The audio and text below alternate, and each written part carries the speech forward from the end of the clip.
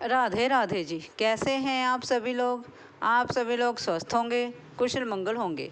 आप सभी के स्वास्थ्य और कुशल मंगल की कामना मैं ईश्वर से करती हूँ कि आप सभी लोग स्वस्थ रहें और कुशल मंगल रहें। आज हम बात करते हैं भय और निर्भय की। शेषनाग जी का एक बहुत बलवान पुत्र था, मणिनाग, और वह भगवान शिव का परम भक्त था। भक्ति भावना से वह भगवान शिव की पूजा किया करता था और उसकी पूजा से भगवान शंकर भी बहुत प्रसन्न थे। इसीलिए मणिनाग ने भगवान शंकर से वरदान मांगा कि मैं गरुड़ जी से निर्भय रहूं, और भगवान शंकर जी ने भी उसकी पूजा भावना को देखते हुए उसे वह वरदान दे दिया कि वह गरुड़ से निर्भय रहे। और एक बार मणिनाग जी जो हैं वह भगवान शिव की पूजा के लिए नहीं आ रहे थे। तब नंदी जी ने भगवान शंकर से कहा, हे प्रभु, कुछ दिनों से मणिनाग जी यहाँ पर नहीं आ रहे, वह दिख नहीं रहे हैं। तब भगवान शंकर जी ने नंदी जी को कहा कि मणिनाग जी को गरुड़ जी ने अपने घर पर बंदी बना रखा है, तुम विष्णु जी के पास जाओ। आप लक्ष्मीपति विष्णु के पास जाएं और उनसे मेरा प्रणाम करते हुए नाग देवता को आज़ाद करा लें, मणिनाग को आज़ाद करवा लें।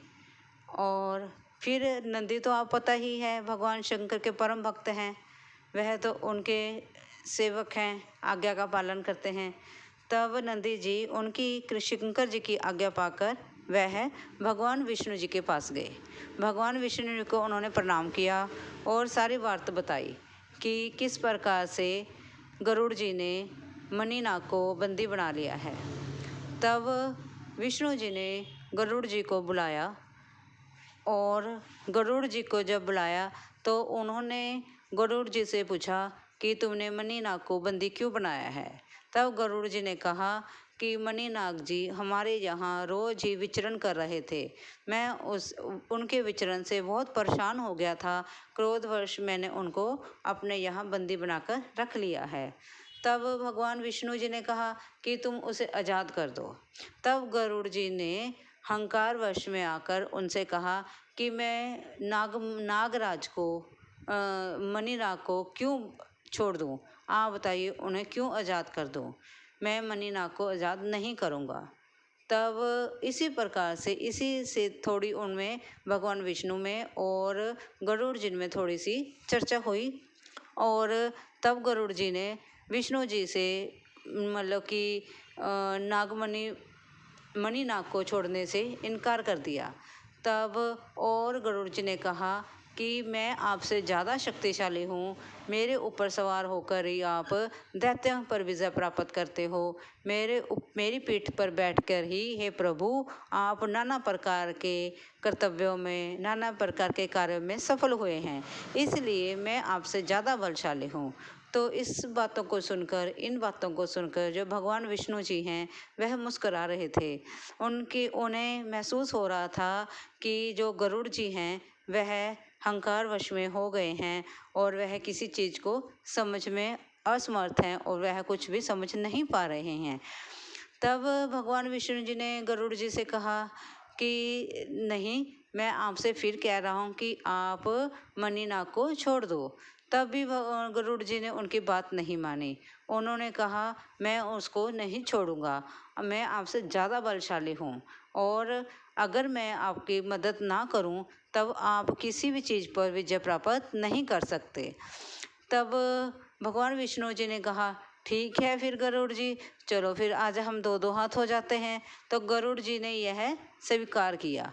सिर भगवान विष्णु जी ने कहा तुम मेरी एक छोटी सी उंगली, ये छोटी सी जो उंगली है इसी को तुम हिलाकर दिखा दो, मैं तुम्हें कुछ नहीं कहूँगा, मैं तुम्हें मणिनाग को छोड़ने के लिए नहीं कहूँगा।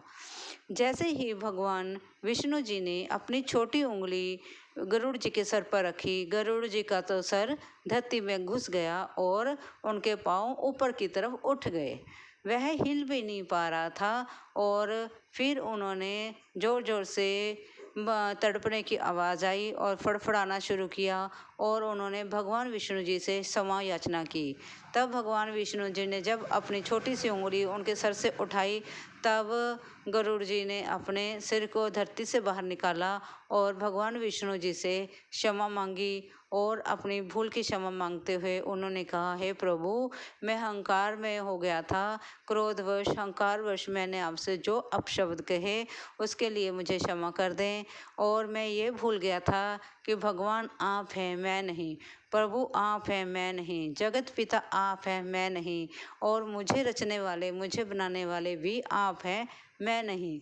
मैं इन सभी चीज़ों को भूल गया था और इसी कारण मैंने आपके साथ ये व्यवहार किया, इसलिए मुझे क्षमा कर दें और मैं मनीना को छोड़ देता हूँ। तो गरुड़ जी ने कहा कि मुझे आप क्षमा करें। तब विष्णु जी ने कहा, अगर तुम क्षमा मांगना चाहते हो और अपना शरीर बिल्कुल सीधा कर लेना, पहले की तरह स्वस्थ हो जाना चाहते हो, तो तुम्हें भगवान शंकर के पास जाना होगा। तब गरुड़ जी ने मणिनाग को छोड़ दिया और भगवान शंकर के पास गए। तब भगवान शंकर के पास जब गरुड़ जी गए, तब वहाँ जाकर उन्होंने भगवान शंकर जी से माफ़ी मांगी और क्षमा याचना की और भगवान शंकर ने उन्हें क्षमा कर दिया, क्योंकि भगवान शंकर तो दयावान हैं, तभी तो वो भोले हैं, तभी तो उन्हें भोलेनाथ कहा जाता है। उन्होंने उनकी इस क्षमा को माफ़ किया और उन्हें आशीर्वाद देते हुए उनका सारा शरीर पहले की तरह ही स्वस्थ कर दिया। और इसी प्रकार से हमें किसी भी चीज़ का, किसी भी बात का अहंकार नहीं करना चाहिए और हमें क्रोध नहीं करना चाहिए, क्योंकि क्रोध में किया हुआ कोई भी कार्य सफल नहीं हो सकता और क्रोध में किया हुआ कोई भी कार्य सही नहीं हो सकता। जब हम क्रोध में होते हैं और हम कोई ना कोई काम करते हैं तो उसमें कुछ ना कुछ गड़बड़ी हो जाती है। इसलिए क्रोध को छोड़कर हमें संयम से रहना चाहिए और अहंकार को त्याग कर हमें भव्य एंड बिल्कुल नॉर्मल रहना चाहिए, ताकि हम अपने प्रभु के चरणों में रह सकें और प्रभु के समीप रह सकें। इसलिए हमें अपने प्रभु से प्रेम करते हुए उनके भक्ति भाव में हमें लीन रहना चाहिए। और अगर ये इस कथा में, इस कहानी में अगर मुझसे कोई गलती हो गई हो तो मुझे क्षमा करें। और अगर आपको यह मेरी छोटी सी कथा अच्छी लगी हो, भगवान विष्णु जी की, गरुड़ जी की, नाग जी की, शेषनाग जी की, और ये अच्छी लगी हो, प्लीज़ एक लाइक और सब्सक्राइब ज़रूर करें। थैंक यू जी।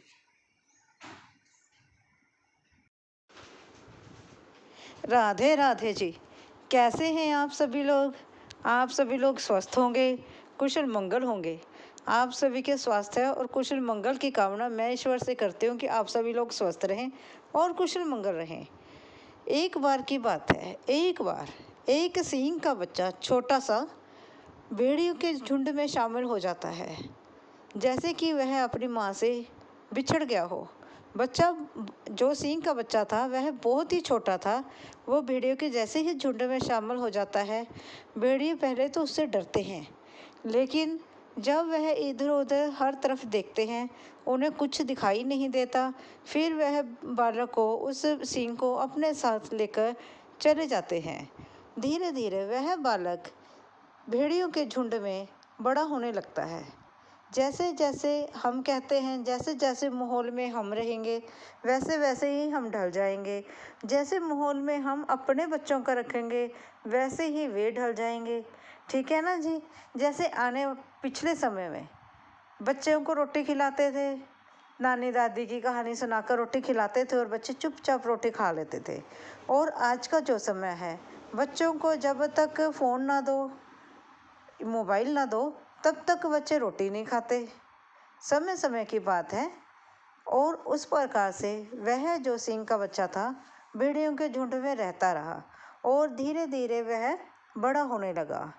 जैसे वह बड़ा हुआ, वह भेड़ियों के जैसा ही बन गया और वह भेड़ियों के जैसे बन गया।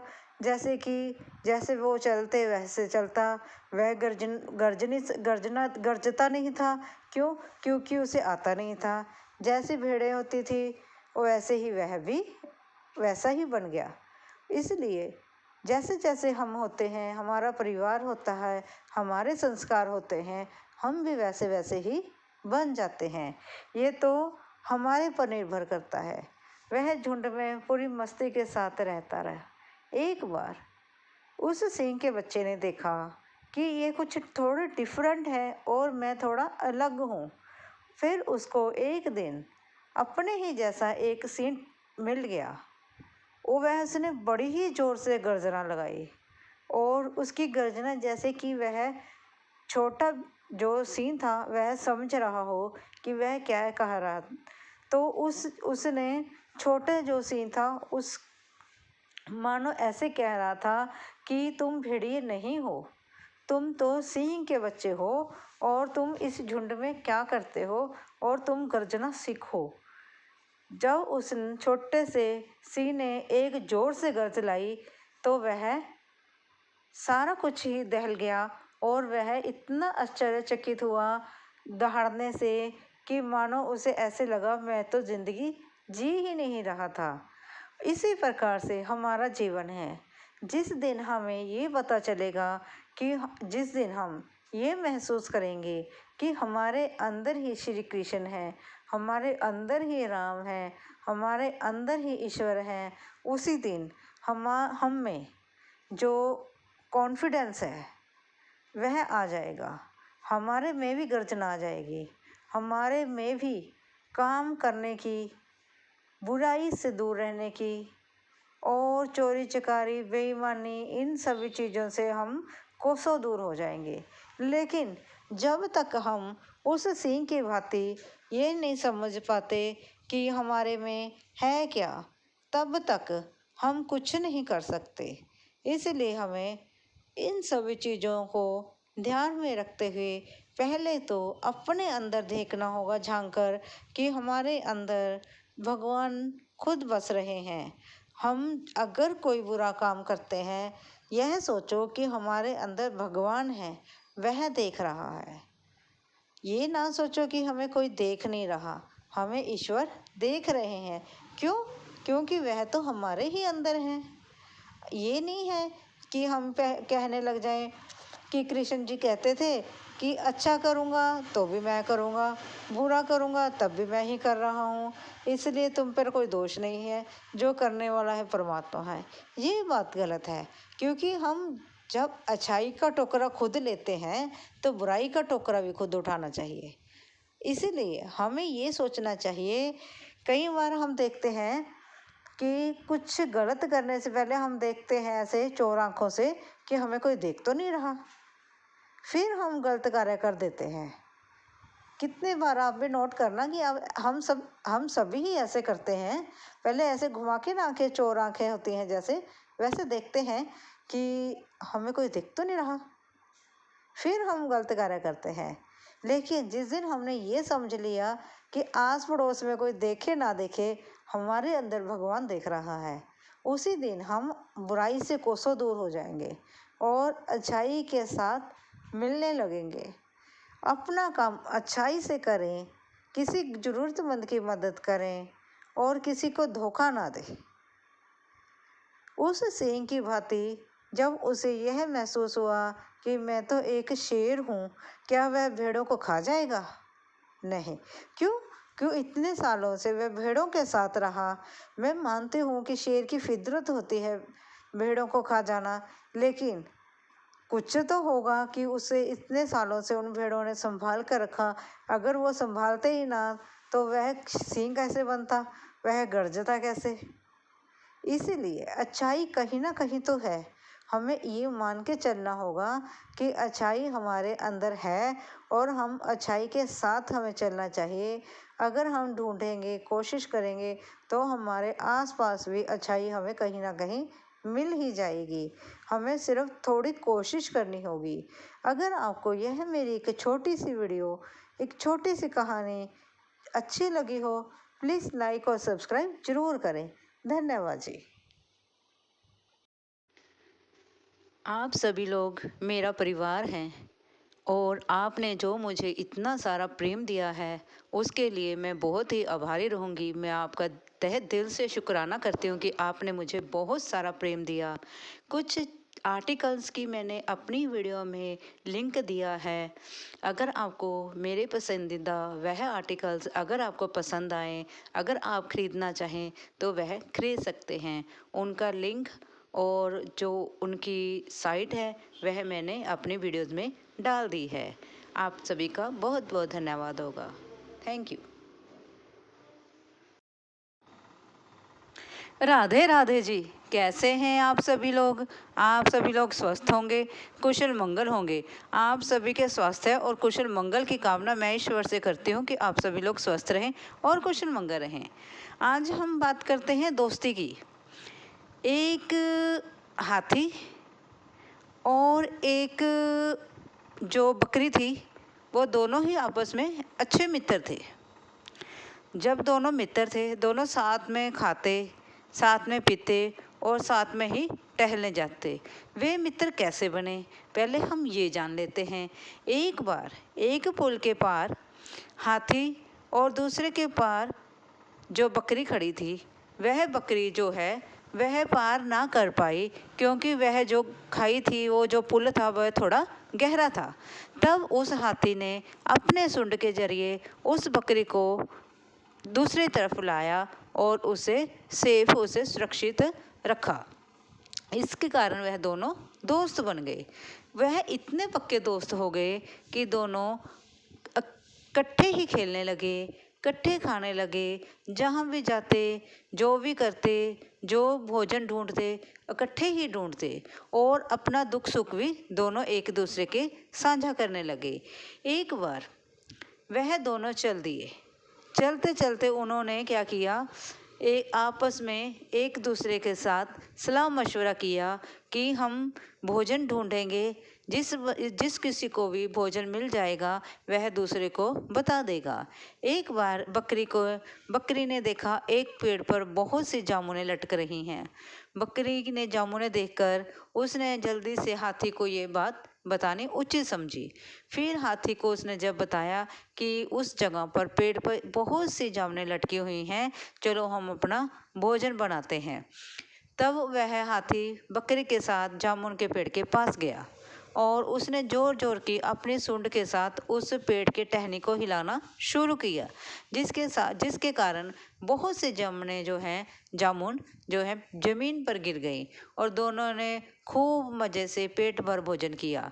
दोनों ने क्या किया, युक्ति लड़ाई ही, दोनों ही पेड़ के नीचे अपना घर बनाकर रहने लगे। मतलब कि दोनों ने पेड़ के नीचे अपनी दोस्ती कर ली और पेड़ के नीचे ही उन्होंने रहना शुरू कर दिया। क्यों? क्योंकि वह पेड़ पे बहुत सी जामुनें लगी थी और दोनों खाते, मज़े करते और मस्ती में इधर उधर घूमने जाते, इकट्ठे जाते। इस प्रकार से वह पक्के दोस्त हो गए। इस कहानी से हमें क्या शिक्षा मिलती है? इस कहानी से हमें यह शिक्षा मिलती है कि जीवन में एक अच्छा दोस्त जरूरी है। जैसे श्री कृष्ण जी के दोस्त सुदामा थे, या यूं कह लो कि सुदामा जी के दोस्त श्री कृष्ण जी थे, जिन्होंने उनके दुख सुख में उनका साथ दिया। उसी प्रकार हमें भी अपने जीवन में एक ऐसा मित्र जरूर बनाना चाहिए जिसका कभी हम सहारा बने और कभी वो हमारा सहारा बने। इस प्रकार से जीवन में दोस्ती अत्यंत महत्वपूर्ण है, लेकिन दोस्त ऐसा होना चाहिए जिस पर हम अटूट विश्वास कर सकें, जो हमारे साए की तरह रहे, साए की तरह हो, जो हमारा साथ दुख और सुख में ना छोड़े। जीवन में दोस्ती के बिना और कुछ नहीं है। एक सच्चा मित्र, एक सच्ची दोस्ती इस जीवन में, इस दुनिया में सबसे अद्भुत है। जैसे राधा और कृष्ण जी की दोस्ती, राधा जी और कृष्ण जी भी तो एक अच्छे दोस्त थे। उसी प्रकार सुदामा जी और कृष्ण जी अच्छे दोस्त थे। ठीक है ना जी? इसलिए वो जीवन में एक मित्र जरूर होना चाहिए। मित्र की जरूरत हमें जीवन में हर मार्ग पर, हर रास्ते में पड़ती है। इसलिए अपने जीवन में एक अच्छा मित्र जरूर बनाएं, जिसकी कभी तुम्हारे को और उसको अगर ज़रूरत हो तो आप बिना हिचकिचाहट से उससे मदद मांग भी सकते हैं और उसकी मदद कर भी सकते हैं। क्या आपके पास भी कोई अच्छा मित्र है? अगर है प्लीज़ कमेंट ज़रूर करें। मैं चाहती हूँ कि हम अपने जीवन में राधा कृष्ण जी की तरह या सुदामा और कृष्ण की तरह मित्र एक जरूर बनाए। परमात्मा करे हम सभी को एक अच्छा और सच्चा मित्र जीवन में जरूर मिले। अगर आपको ये छोटी सी कथा से कुछ मित्रता के लिए या कुछ अपनेपन की कुछ अच्छी खबर, अच्छा कुछ ज्ञान प्राप्त हुआ हो तो प्लीज़ लाइक और सब्सक्राइब जरूर करें। धन्यवाद जी।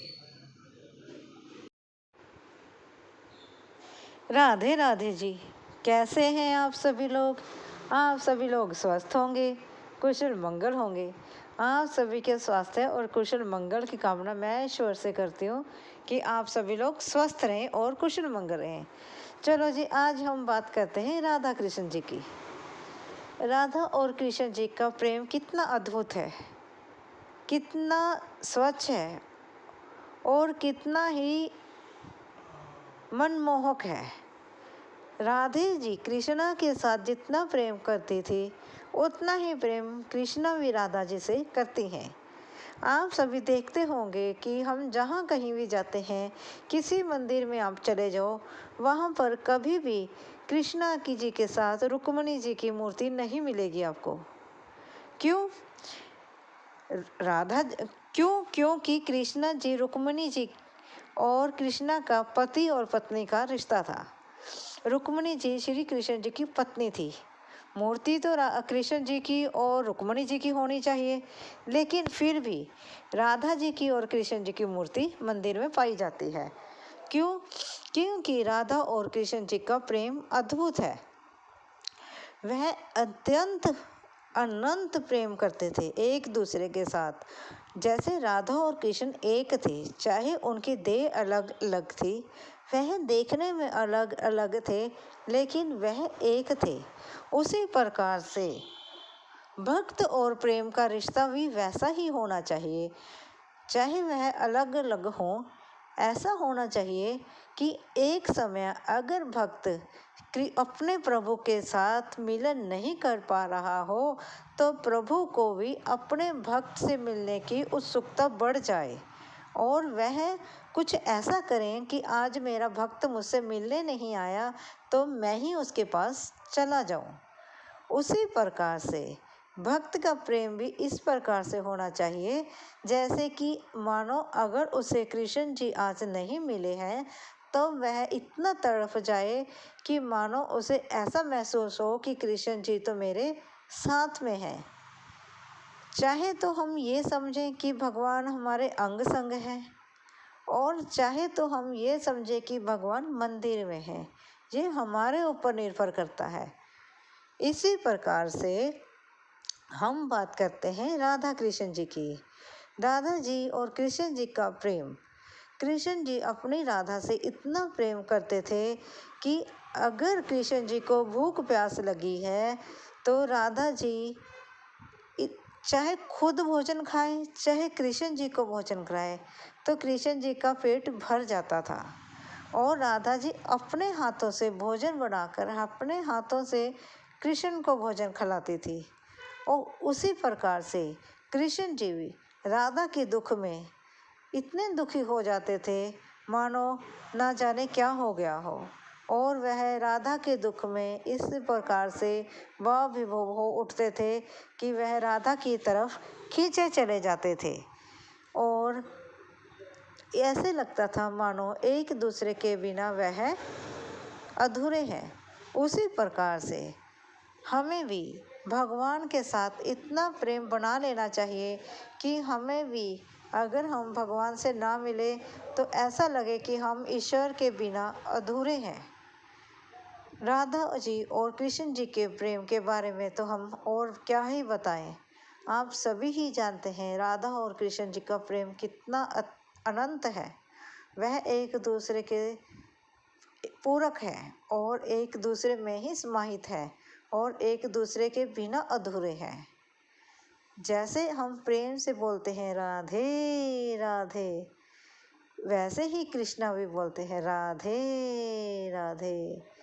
एक बार आप प्रेम से बोलो राधे राधे और जब हम राधा राधा बोलते हैं, राधे राधे बोलते हैं, मानो ऐसे लगता है कि कृष्ण जी हमारे पास आकर खड़े हो गए हों और हमारे मुख द्वारा निकले हुए शब्द राधे राधे का आनंद ले रहे हों। अगर आपको भी ये अच्छा लगता है तो आप भी दिन में भगवान श्री कृष्ण जी का नाम लेते हुए राधे राधे जरूर करें। और अगर हम किसी से मिलते हैं तो हेलो हाय की बजाय राधे राधे और राम राम जी जरूर करना चाहिए। अगर आपको ये मेरी कुछ पंक्तियाँ अच्छी लगी हो, प्लीज़ लाइक और सब्सक्राइब जरूर करें। धन्यवाद जी।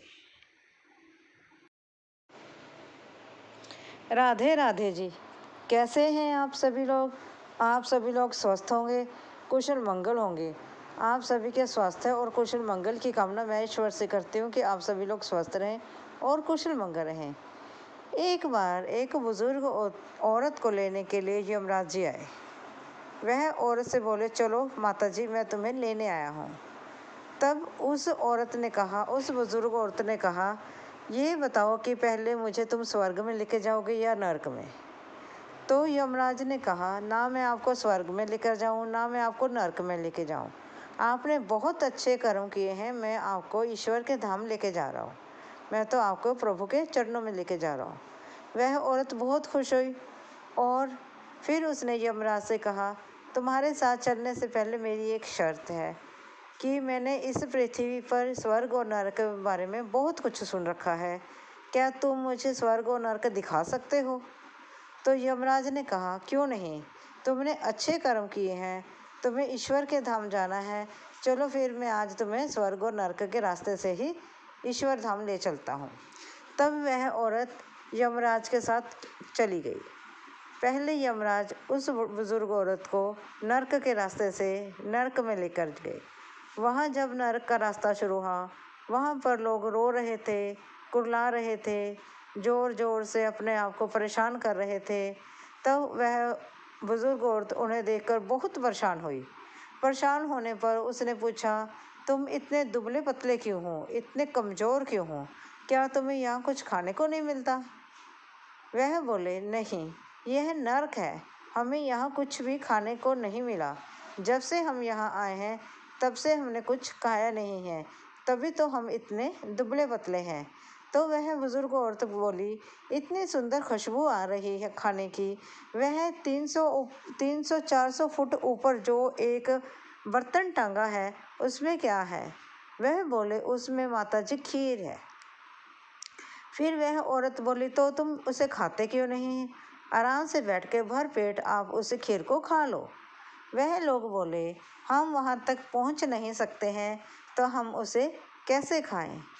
माता जी वहाँ परेशान हो गई। फिर यमराज ने कहा, चलो माता जी, आगे चलते हैं, हमें देर हो रही है। तब वह यमराज उस बुढ़िया को स्वर्ग के रास्ते से ईश्वर के धाम ले जाने लगा। जब स्वर्ग में पहुंची बुढ़िया तो उन्होंने देखा कि वहाँ लोग बहुत ज़ोर ज़ोर से हंस रहे हैं, खुश हैं, लोग बहुत मस्ती कर रहे हैं। वह औरत उन्हें देखकर बहुत खुश हुई और वह बोली कि अब मैं बहुत खुश हूँ कि लोग यहाँ हंस खेल रहे हैं। और फिर औरत ने कहा, तुम सब बहुत खुश हो? फिर वह लोग बोले, हाँ, हम यहाँ पर बहुत खुश हैं, हमने अच्छे कर्म किए थे कि हमें स्वर्ग की प्राप्ति हुई। और उसने देखा, उस बुजुर्ग औरत ने देखा कि यहाँ भी 400 फुट ऊंचा ही बर्तन टंगा है, वही कड़छी चमचा टंगा है और वही उसमें भी वही खीर है। तो औरत ने उनसे पूछा, इतने ऊंचे बर्तन में आपने भर पेट भोजन कैसे किया? वह लोग बोले, यहाँ पर देखो कितने सारे पेड़ पौधे हैं। पेड़ पौधे ईश्वर ने हमारी ज़रूरत के लिए बनाए हैं। हम इसे अगर प्रयोग में नहीं लाएंगे तो हम मूर्ख होंगे। इस पेड़ों की हम प्रयोग कर कर उस भोजन के बर्तन तक पहुंच सकते हैं। इसलिए हमने इन पेड़ों से कुछ लकड़ियां काटी और कुछ टहनियाँ काटी और कुछ पत्ते काटे और फिर हमने उन लकड़ियों को उन बारीक टहनियों से बांधकर उन पत्तों से हमने इनको एक लंबी सी सीढ़ी बनाई और हम उस सीढ़ी की सहायता से उस 400 फुट ऊंचे बर्तन के पास पहुँचे और हमने वहाँ से वह खीर ली और हमने खूब मज़े से सबने भर पेट खीर खाई और अब हम बहुत खुश हैं। वह बुढ़िया वहाँ से हंसते हुए भगवान के धाम जाने लगी। तब यमराज हंसा और बोला, देखो आपने इस कहानी से क्या शिक्षा ली। तो औरत को वह यमराज समझाने लगा कि ईश्वर किसी के साथ गलत नहीं करता है, ईश्वर किसी के साथ बेइंसाफ़ी नहीं करता है। ईश्वर में जो लोग नर्क में हैं उनको भी 400 फुट ऊंचे भोजन की व्यवस्था की और जो स्वर्ग में हैं उनको भी 400 फुट ऊंचे भोजन की व्यवस्था की। लेकिन जो नर्क में रहते हैं वह आलसी हैं। पेड़ पौधे वहाँ भी हैं और पेड़ पौधे स्वर्ग में भी हैं।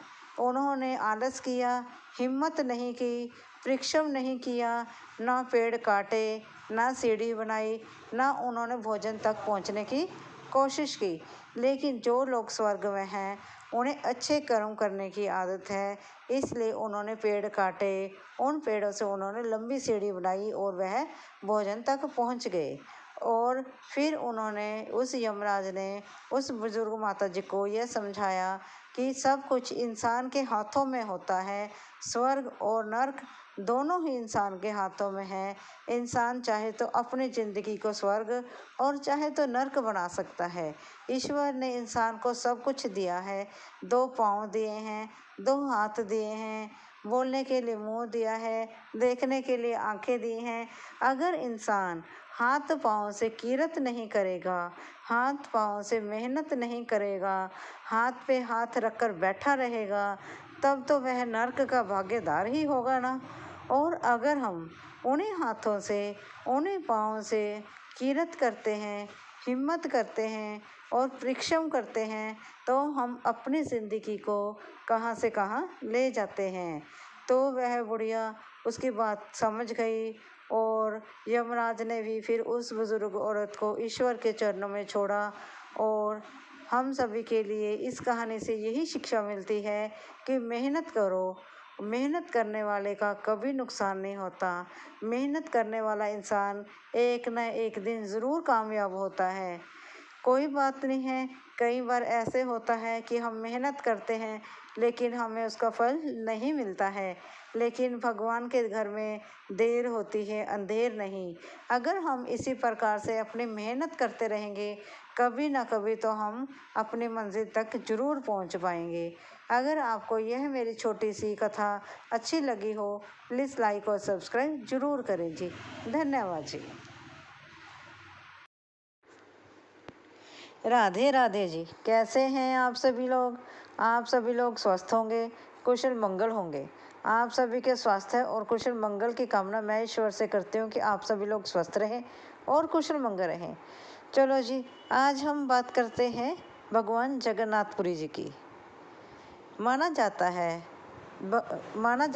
भगवान जगन्नाथपुरी में भगवान विष्णु जी की, सुभद्रा जी की और बलराम जी की, इन तीनों ही बहन भाइयों की पूजा की जाती है।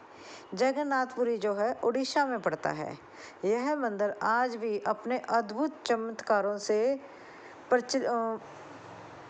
प्रसिद्ध है। वह उस मंदिर में, जगन्नाथपुरी मंदिर में आज भी बहुत सारे चमत्कार होते हैं। माना जाता है वहाँ पर भगवान जगन्नाथपुरी जी की जो मूर्ति है वह काठ से बनी हुई है, लकड़ से बनी हुई है और कुछ 12 सालों के बाद उसे दोबारा से बदल दिया जाता है। जब उस लकड़ की मूर्त, भगवान विष्णु जी की जो मूर्ति होती है, उसको जब बदला जाता है तब वहाँ पर सभी यहाँ अंधेरा कर दिया जाता है और जो पंडित हैं उनकी आंखों पर भी काले रंग की पट्टी बांध दी जाती है। और जब मूर्ति को बदला जाता है तब मानो ऐसे ही कुछ अद्भुत उसमें से चमत्कार शक्ति जैसे कह देते हैं निकलती है, जैसे कि वह मानो एक नाजुक और कुछ सॉफ्ट का बिल्कुल नाजुक सी, हाथ से ऐसे लगता है जैसे वह संजीव चीज़ हो, जैसे उसमें कुछ जान हो। तभी तो कहते हैं कि आज भी भगवान जगन्नाथपुरी में भगवान विष्णु जी का दिल जो है धड़कता है। जब हम भगवान विष्णु जी के दर्शन के लिए जगन्नाथपुरी जाते हैं तो वहाँ पर हम भगवान विष्णु जी के साथ साथ माता सुभद्रा जी के और वहाँ पर बलराम जी के, इन तीनों के ही दर्शन करते हैं। इन तीनों के दर्शन की एक अपनी मान्यता है और ऐसे माना जाता है जब हम भगवान जगन्नाथपुरी जी में जाते हैं तब हम वहाँ पर साक्षात भगवान श्री कृष्ण जी के हृदय को महसूस करते हैं, जैसे वहाँ पर भगवान विष्णु जी का जो हृदय है, श्री कृष्ण जी का हृदय है जो वह धड़क रहा हो। और कहते हैं कि जब कृष्ण जी का देहांत हुआ था, जब कृष्ण जी के अपने शरीर को त्याग दिया था, तब पांडवों ने उनके शरीर का जब संस्कार कर दिया था तब उनका जो दिल है वह जीवित रह गया था, उसमें अभी भी धड़कन चल रही थी। तब कुछ ऐसे आकाशवाणी हुई कि उस दिल को गंगा जी में विसर्जित कर दिया गया। इसी कारण से आज भी जगन्नाथपुरी में भगवान श्री कृष्ण जी का दिल वहाँ पर धड़कता है। और माना जाता है, कुछ मान्यताएं ऐसी भी हैं कि वहाँ के राजा ने विश्वकर्मा जी को यह संदेश दिया था कि आप भगवान जगन्नाथपुरी जी की मूर्ति बनाएं। जैसे ही उन्होंने मंदिर का दरवाज़ा बंद करके मूर्ति बनानी शुरू की तो राजा ने सोचा कि पंडित जी को तो इतना समय हो गया अंदर गए को। तब जब उन्होंने दरवाज़ा खोल के अंदर जाने की कोशिश की तब सिर्फ एक फेस उनका बना पाए थे भगवान विश्वकर्मा जी। इसलिए आज भी वहाँ पर इसी ही रूप में भगवान जो है विराजमान है। आप देखो भगवान की कितनी ही लीलाएं हैं, कितने अद्भुत हैं भगवान। उन्होंने अपने इस संसार में अनेकों अद्भुत रूप से वह प्रचलित हैं। और कहीं भगवान जगन्नाथपुरी जी के रूप में हैं, कभी कृष्णा जी के रूप में हैं, भगवान शिव जी के रूप में हैं, और कहीं माता जी के रूप में हैं, कहीं किसी भी रूप में और कहीं किसी अन्य रूप में। आप देखो भगवान हमारे आसपास हर समय है, सिर्फ हमें महसूस करने की ज़रूरत है। और भगवान जगन्नाथपुरी जी में तो भगवान जी को हर समय भोग लगता है। जब उनकी रथ यात्रा निकलती है तो माना जाता है कि वह 15 दिनों के लिए बीमार पड़ जाते हैं। क्योंकि उनको इतने 56 भोग लगते हैं कि उनसे वह बीमार हो जाते हैं। और हम सोचते हैं कि भगवान जी हमारा प्रसाद ग्रहण नहीं करते हैं, ऐसा कुछ भी नहीं है। जो हम ईश्वर को अपनी तरफ से अच्छा या बुरा जो भी प्रसाद हम उन्हें अर्पण करते हैं वह भगवान चाहे हमें दिखाई नहीं देते लेकिन हमें महसूस तो करते हैं ना कि भगवान उस भोजन को अर्पण जरूर करते हैं, उस भोजन को ग्रहण जरूर करते हैं। और ऐसे माना जाता है कि वहाँ कोई माधव नाम का कोई पहले किसी समय में व्यक्ति होता था जो जगन्नाथ जी का बहुत पुराना भक्त था, बहुत परम भक्त था। वह जगन्नाथ जी को इतना प्रेम करता था मानो कि आज के समय में हम उसके नाखून के जितना भी उन्हें प्रेम नहीं कर पाते हैं, इतना ज़्यादा वह भगवान जी को प्रेम करता था। और एक बार वो माधव दास जो है वह बीमार पड़ जाते हैं, तब भगवान जी जो भगवान है वह एक मनुष्य का रूप लेकर उस माधव दास की सेवा करते हैं। जिस प्रकार से माधव दास ने भगवान की सेवा की उसी प्रकार से भगवान जी ने भी एक व्यक्ति का रूप लेकर माधव दास की सेवा की और उसे दुखों से मुक्त किया। जब माधव दास ने उनसे प्रश्न किया, हे प्रभु आप ईश्वर हैं, आपने एक तुच्छ मानव का रूप लेकर मेरी सेवा की है, आप चाहते तो अपनी शक्तियों से मुझे एक पल में ठीक कर सकते थे। फिर देखो भगवान ने कितना सुंदर उत्तर दिया। भगवान जी कहते, मैं तुम्हें ठीक कर देता लेकिन तुम्हारे कष्ट फिर बाकी रह जाते, वह भोगने के लिए तुम्हें दोबारा फिर मनुष्य जन्म लेना पड़ता। इसलिए मैंने तुम्हारे दुखों में तुम्हारा साथ दिया और तुम्हारी सेवा की। अभी भी तुम्हारे कुछ चंद दुख जो है वह बाकी है जो मैं अपने खुद के सिर लेता हूँ। उसी कारणवश आज भी भगवान जगन्नाथ जी 15 दिनों के लिए रथ यात्रा के आसपास बीमार हो जाते हैं। और फिर उन्हें हम सोचते हैं कि क्या भगवान बीमार होते हैं, क्या भगवान दुखी होते हैं, क्या भगवान परेशान होते हैं? हाँ, होते हैं। ये हमारे महसूस करने की ज़रूरत है। जब एक भक्त परेशान होता है तो भगवान भी उसके प्रेम में परेशान हो जाते हैं। जब एक भक्त को भगवान, कर्म हमारे हैं, किया हमने है, जब भगवान उस भक्त को उसके कर्मों का दंड देते हैं तो भगवान भी उस दंड को देने के बाद दुखी होते हैं कि ये मेरा भक्त है, ये मेरा प्रिय भक्त है, लेकिन किसी कारणवश मुझे इसे कष्ट देना पड़ रहा है। तो उस के लिए भगवान भी दुखी होते हैं। भगवान, जितना हम प्रेम अपने भगवान से करते हैं उतना ही प्रेम भगवान अपने भक्त से करते हैं। तभी तो भक्त और, कहते हैं ना, भगवान का रिश्ता अलग होता है। जैसे मांस और नाखून का रिश्ता होता है ना, उसी प्रकार से एक भक्त का अपने प्रभु के साथ और एक प्रभु का अपने भक्त के साथ रिश्ता होता है।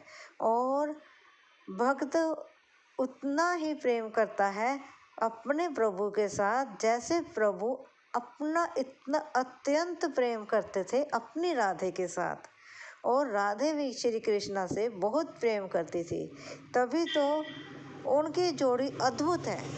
और यही जगन्नाथपुरी जी की कुछ पंक्तियाँ मैंने आपसे जो बांटी हैं, जो शेयर करी हैं, अगर आपको अच्छी लगी हो तो मेरे साथ एक बार ज़रूर बोले, राधे राधे, राधे राधे। अगर आपको यह कथा अच्छी लगी हो प्लीज़ लाइक और सब्सक्राइब ज़रूर करें। धन्यवाद जी।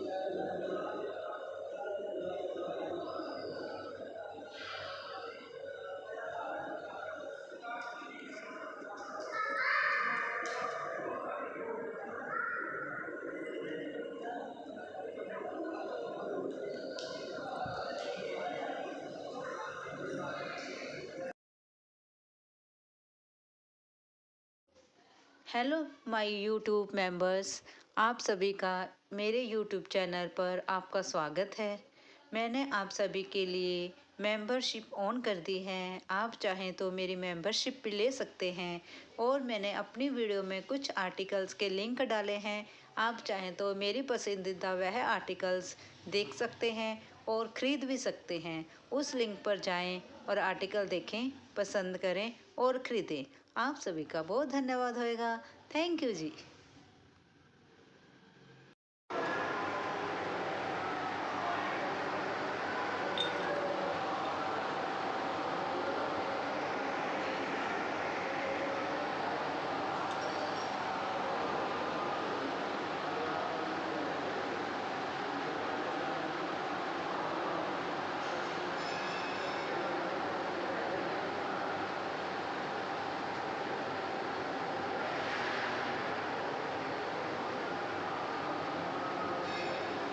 उधर देखो, दूसरी साइड में।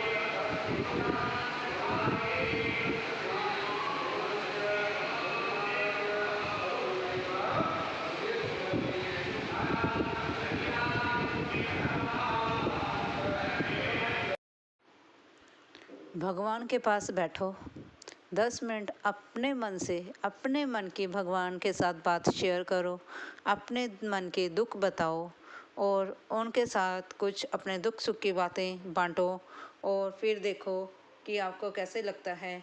आपको ऐसे लगेगा जैसे मानो कि भगवान आपकी सभी बातें सुन रहे हैं और आपकी सभी बातों का वह समाधान कर रहे हैं और देखते ही देखते आपकी सभी परेशानियों को ईश्वर दूर कर देंगे।